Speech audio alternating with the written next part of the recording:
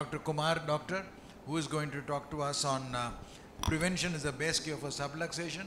Kumar doctor is from Mumbai, my hometown, an exceptional surgeon, and does very good work, has done a lot of new techniques, and runs a beautiful clinic there. Kumar. Good afternoon, and thank you, sir, for having to ask me to participate in this course. I'm going to tell you what happens when we already know there's a bit of subluxation or when it happens suddenly during surgery. Now, zonular dialysis can be anything. It can be congenital, it can be acquired, it can be iatrogenic, and early detection is, of course, the key to management for further visual outcome. So if you know that there is a pre-existing zonular dialysis, it can be congenital, it can be traumatic, hypermature, chronic cyclitis, uveitis, and other reasons, and of course systemic conditions like Marfan's, homocystinuria, Weil-Marchesani, etc. But I'm going to tell you some tricks. So here I want you to look at when we're doing an anterior CCC, see how the anterior capsule behaves. If you see that it's behaving like this and you see these folds coming here, that means the anterior zonules are weak. And this patient, you have to be extremely careful during surgery. Watch this traction. So I'm not having a traction pull from the zonules that are coming from there, and that's the reason why this is happening. There's a good viscoelastic sitting there, and this is a sign that you will get when your CCC is being done, that the anterior zonules are weak. So you have anterior zonules and your posterior zonules, and in such cases you have to be careful during your hydro procedures, phacoemulsification, and this patient must have an endocapsular ring after the phacoemulsification is done. So once that is done, you can go ahead and do your phaco, etc. So this is one sign that you get during your CCC. Now what can happen? Iatrogenic phacoemulsification, you can have excessive manipulation, entrapment of the lens capsule in the phacoprobe, irrigation, aspiration, you can have a pull on the zonules, as well as at the same time at the case of IOL placement or IOL manipulation. Don't panic, that's the catch.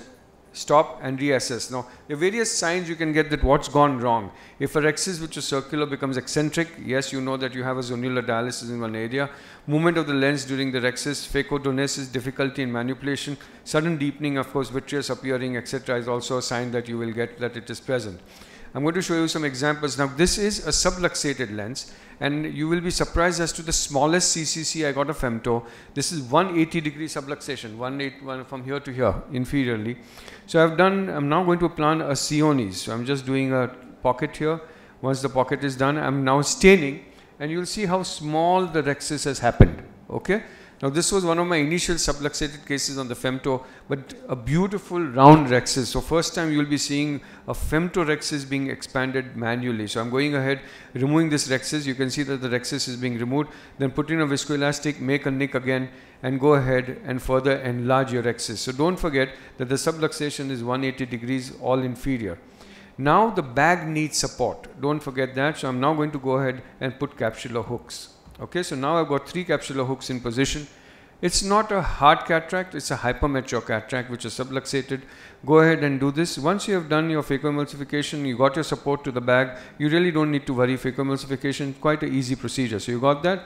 So now I've got this in. Now if you want to put an endocapsular ring, when you have capsular hooks, you have to release your capsular hooks a little bit, okay? So make sure you release them a bit, because don't forget that the end of the capsular hook will hit your endocapsular ring. So you can release them a little bit. So I've released them. Once you release them, now here I'm going to put a Sionis. So I'm putting in a Sionis, going ahead and dialing it into position. And don't forget that the eyelet of the Sionis has to come here at 6 o'clock, because that's where the thread is going to be. And that's where we are going to tie the knot exactly. So now I'm dialing the Sionis inside, and go ahead and place it. And once this is done, you can remove the endocapsular, the hooks which are holding on to the bag. So now I'm tying the Sionis ring and putting it in position. Once the Sionis ring is in position, just go ahead and do a railroad technique, and then you have to tie a knot and pull the bag. So this way, we have ensured that the bag is quite secure.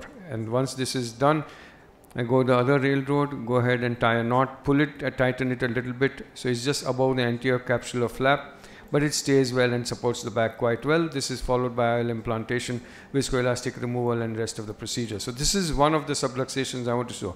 Now another trick I want to tell you is, when do you put an endocapsular ring? Okay, prior to nucleus delivery or after nucleus delivery. If you want to do it prior, there is a trick, because there's always a fear that you'll entrap the cortex. So there are various types, sizes of endocapsular ring, 10 by 12, 12 by 14, 11 by 13, different sizes, different types. You have a right, left, you have both right, left, and you have different sizes, and also you have different segments. So this was done by Sioni, which I already showed you the video. But now I'm going to show you a trick. Now this was a traumatic cataract. The subluxation is from 90 degrees from 9 o'clock to 6 o'clock. Put in an triamcinolone. Once you put the triamcinolone, there was vitreous coming out from the subluxation. Go ahead and do your anterior vitrectomy. Remove all the vitreous from there. And once you do your CCC, what I am doing now is putting viscoelastic just below the CCC till the fornix of the bag. Please remember this. So just go below the CCC. This is what I am doing. And then put your endocapsular ring. You will not entrap the cortex. It will be very, very easy to go ahead and do it. So here I am going ahead, putting an endocapsular ring. You really now don't need support of the capsular hooks. Forget that. Phacoemulsification goes ahead. IA, lens implantation. And then I'm here doing a 4th row pupilloplasty. So you can see a large pupil here. I'm going ahead and doing a pupilloplasty and making sure that the pupil becomes small. So I do the pupilloplasty 3 times and you get a nice round pupil. Going to one more case, you can see this is a subluxation, again 3 o'clock positions from here to here. And you can see a nice round rhexis that is done through the femto. But I want to show you here another case. Interesting thing is I've done the rhexis, lifted the rhexis out. Once that is done, I'm going ahead and putting capsular hooks. Putting the capsular hooks, and at one stage after phaco, I want to show you a scene where phaco is completed. One of the hooks comes out and the whole bag tries to move. But to my luck, the rest of the zonules are brilliant.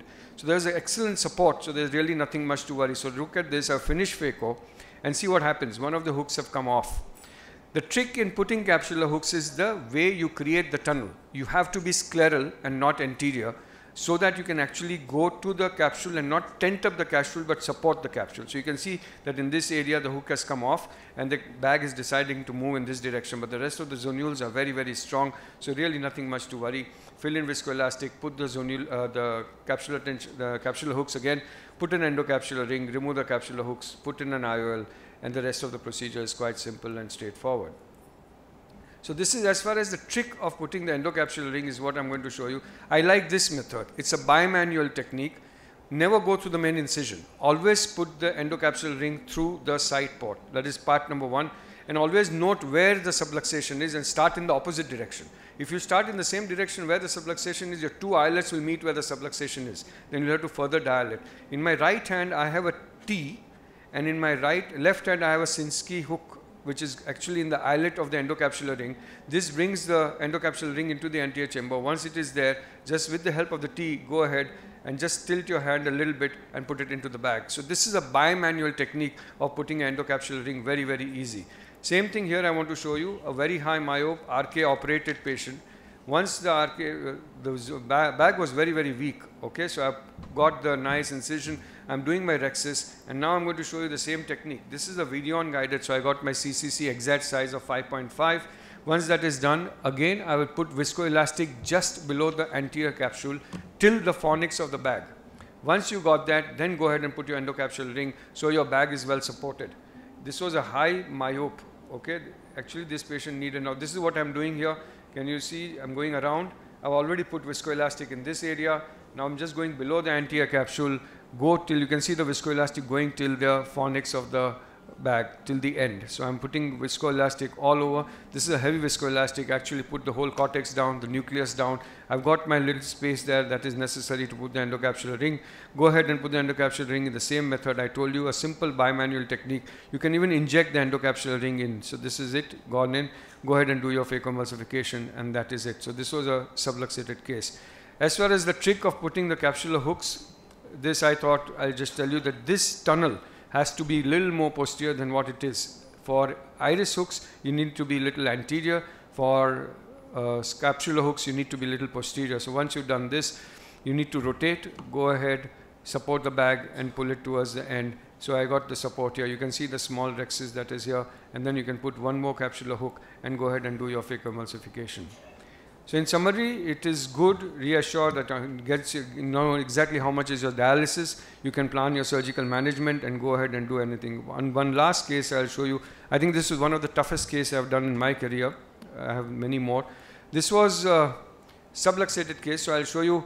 A patient came to me, I call it challenging the challenge. Sphincter atrophy. So the patient had irregular shallow anterior chamber, small pupil, angle closure attack of glaucoma, prostate, had a peripheral iridectomy, a heart cataract, and a subluxation was noted. and patient wished to have a femtolaser cataract surgery. So you can see the sphincter atrophy, you can see a shallow anterior chamber, and you can see this is the sphincter atrophy. It's a dense cataract. If I ask the patient to move the eye, you can see the subluxation. So subluxation, again, this o'clock position, so almost 12 o'clock to 4 o'clock or 5 o'clock, that is the amount of subluxation. So here I did put in a Malugan ring. Once I put the Malugan ring, I did the settings on the laser, shifted the patient to the femto. Once the femto was put with the Malugan ring inside, made the rexes, made the grooves, got the rexes out, went ahead and did phacoemulsification, further supported the bag because you don't forget that there is a subluxation that was present there. Did my phacoemulsification, did my IA, put in one more hook. So there is a Malugan ring inside, there are hooks inside, and now I'm going to go ahead and put an endocapsular ring inside to support the subluxation, and then this is the endocapsular ring going in, and then put the lens, remove the hooks, remove the Malugan ring, and that's how this case was managed. This is first day post-op, a little bit of striate keratitis near the incision, otherwise the patient did very, very well. Thank you for your